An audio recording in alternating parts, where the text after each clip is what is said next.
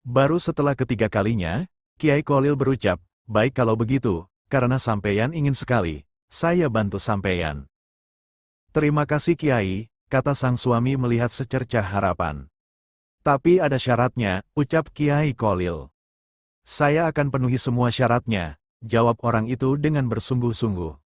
Lalu Kiai berpesan, "Setelah ini, kejadian apapun yang dialami sampeyan, jangan sampeyan ceritakan pada orang lain, kecuali saya sudah meninggal. Apakah sampeyan sanggup?" pesan dan tanya Kiai seraya menatap tajam.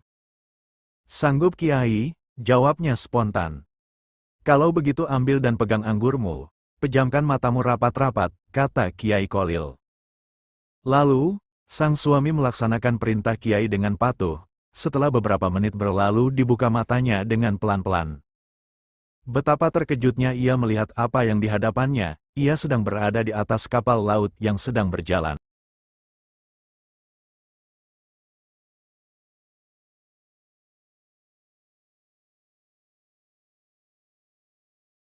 Assalamualaikum warahmatullahi wabarakatuh. Karomah adalah anugerah dari Allah, yang secara bahasa berarti kehormatan atau kemuliaan.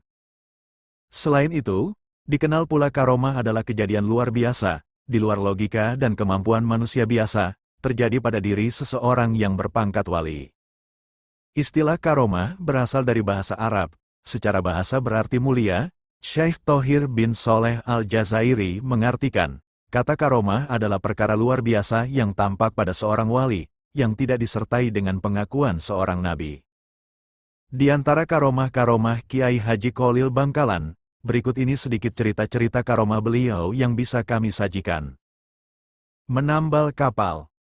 Sebagai pimpinan pesantren, Kiai Kolil senantiasa mengimami sholat berjamaah di masjid. Ketika mengimami sholat, tiba-tiba keluar dari jamaah sholat menuju ke halaman masjid, tangan Kiai Kolil bergerak ke kanan-kiri seakan berbuat sesuatu yang sangat menyibukkan. Hal ini sangat tidak dipahami para santri. Mereka hanya diam seribu bahasa, menunggu apa yang akan terjadi selanjutnya. Setelah beberapa lama Kiai Kolil di halaman, lalu kembali mengimami sholat hingga selesai.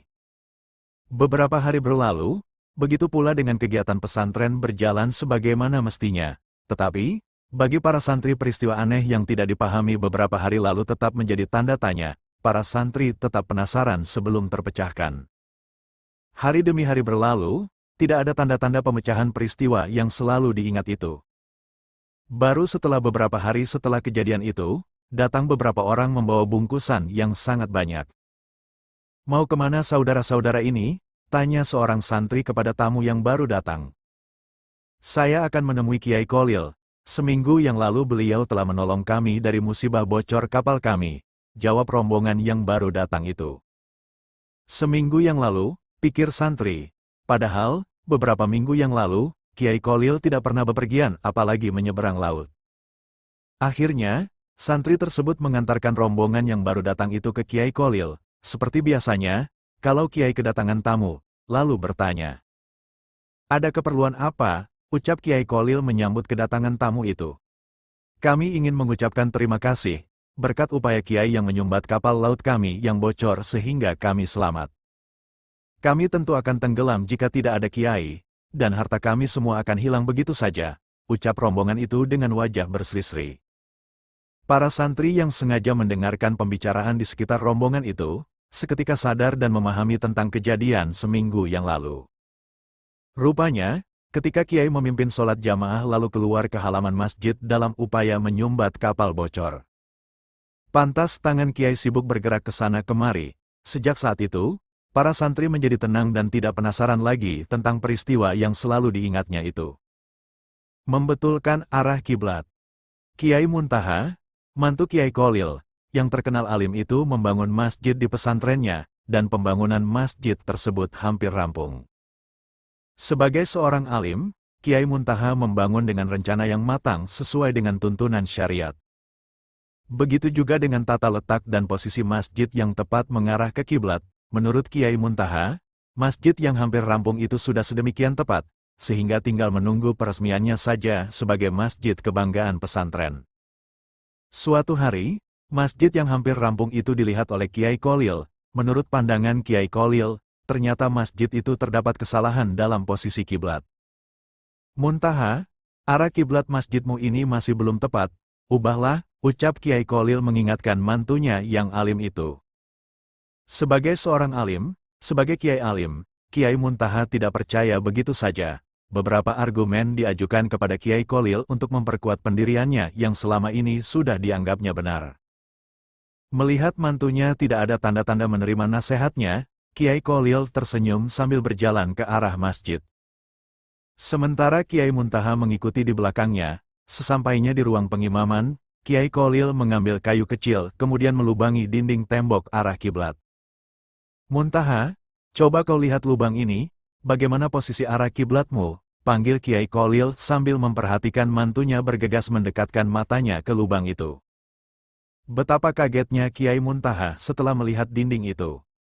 Tak diduganya, lubang yang kecil itu ternyata Ka'bah yang berada di Makkah dapat dilihat dengan jelas di hadapannya. Kiai Muntaha tidak percaya, digosok-gosokkan matanya dan dilihatnya sekali lagi lubang itu, dan ternyata Ka'bah yang di Makkah malah semakin jelas. Maka, sadarlah Kiai Muntaha, ternyata arah kiblat masjid yang diyakininya benar selama ini terdapat kesalahan, arah kiblat masjid yang dibangunnya, ternyata terlalu miring ke kanan. Kiai Kholil benar, sejak saat itu, Kiai Muntaha mau mengubah arah kiblat masjidnya, sesuai dengan arah yang dilihat dalam lubang tadi. Mengetahui pikiran Kiai Nur. Ketika Kholil muda menyantri pada Kiai Nur di pesantren Langitan Tuban, Kholil seperti biasanya ikut jamaah sholat yang memang keharusan para santri. Di tengah kekhusyukan jamaah sholat, tiba-tiba Kholil tertawa terbahak-bahak. Karuan saja, hal ini membuat santri lain marah, demikian juga dengan Kiai Nur. Dengan kening berkerut, Kiai bertanya. Kholil, kenapa waktu sholat tadi, kamu tertawa terbahak-bahak, lupakah kamu, itu mengganggu kekhusyukan sholat dan sholat kamu tidak syah?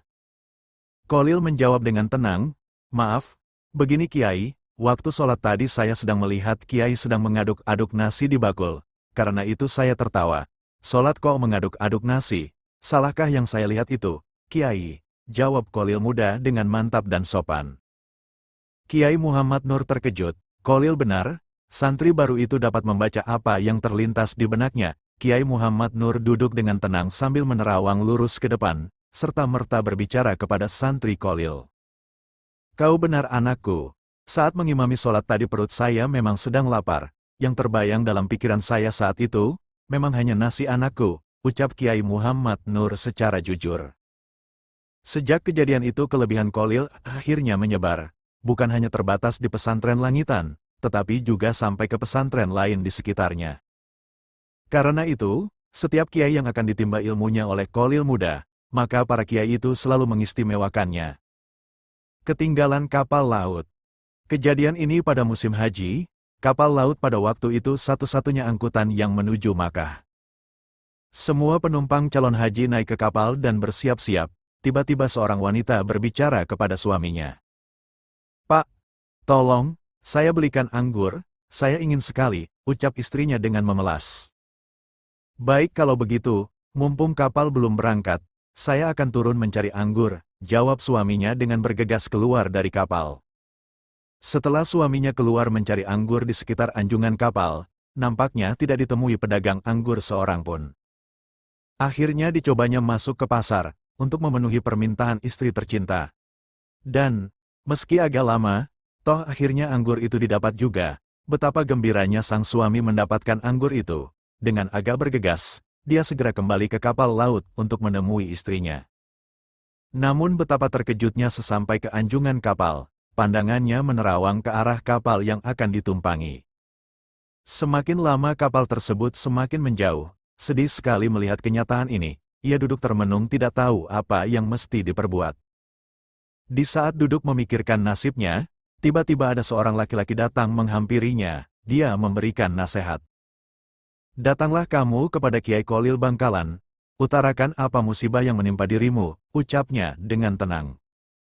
Kiai Kholil, pikirnya, siapa dia, apa ia mesti harus ke sana, bisakah dia menolong ketertinggalan saya dari kapal, begitu pertanyaan itu berputar-putar di benaknya. Segeralah ke Kiai Kholil minta tolong padanya agar membantu kesulitan yang kamu alami, insya Allah, lanjut orang itu menutup pembicaraan. Tanpa pikir panjang lagi, berangkatlah sang suami yang malang itu ke Bangkalan. Setibanya di kediaman Kiai Kholil, langsung disambut dan ditanya. Ada keperluan apa? Lalu, sang suami yang malang itu menceritakan apa yang dialaminya, mulai awal hingga datang ke Kiai Kholil. Tiba-tiba Kiai berkata, "Loh, ini bukan urusan saya, ini urusan pegawai pelabuhan, sana, pergi." Lalu suami itu kembali dengan tangan hampa. Sesampainya di pelabuhan, dia bertemu lagi dengan orang laki-laki tadi yang menyuruh ke Kiai Kholil. Orang tersebut bertanya, "Bagaimana, sudah ketemu Kiai Kholil?" "Sudah, tapi saya disuruh ke petugas pelabuhan," katanya dengan nada putus asa. Kembali lagi temui Kiai Kholil," ucap orang yang menasehati dengan tegas tanpa ragu. Maka sang suami yang malang itu pun kembali lagi ke Kiai Kholil, begitu dilakukannya sampai berulang kali. Baru setelah ketiga kalinya, Kiai Kholil berucap, "Baik kalau begitu, karena sampeyan ingin sekali, saya bantu sampeyan." "Terima kasih Kiai," kata sang suami melihat secercah harapan. "Tapi ada syaratnya," ucap Kiai Kholil. "Saya akan penuhi semua syaratnya," jawab orang itu dengan bersungguh-sungguh. Lalu Kiai berpesan, "Setelah ini, kejadian apapun yang dialami sampeyan, jangan sampeyan ceritakan pada orang lain, kecuali saya sudah meninggal. Apakah sampeyan sanggup?" pesan dan tanya Kiai seraya menatap tajam. "Sanggup Kiai," jawabnya spontan. "Kalau begitu ambil dan pegang anggurmu, pejamkan matamu rapat-rapat," kata Kiai Kholil. Lalu, sang suami melaksanakan perintah Kiai dengan patuh. Setelah beberapa menit berlalu dibuka matanya dengan pelan-pelan. Betapa terkejutnya ia melihat apa yang dihadapannya, ia sedang berada di atas kapal laut yang sedang berjalan. Takjub, heran bercampur jadi satu, seakan tak mempercayai apa yang sedang dilihatnya, digosok-gosok matanya, dicubit lengannya. Benar kenyataan, bukannya mimpi, dirinya sedang berada di atas kapal. Segera ia temui istrinya di salah satu ruang kapal. "Ini anggurnya Dik, saya beli anggur jauh sekali," dengan senyuman penuh arti seakan tidak terjadi apa-apa, dan seolah-olah datang dari arah bawah kapal. Padahal, sebenarnya dia baru saja mengalami peristiwa yang dahsyat sekali yang baru kali ini dialami, sekali dalam hidupnya. Terbayang wajah Kiai Kholil, dia baru menyadari bahwa beberapa saat yang lalu, sebenarnya dia baru saja berhadapan dengan seseorang yang memiliki karomah yang sangat luar biasa. Bagaimanakah kisah cerita karomah Kiai Kholil selanjutnya?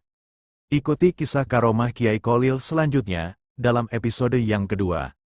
Terima kasih untuk Anda semua, salam dari kami, wassalam.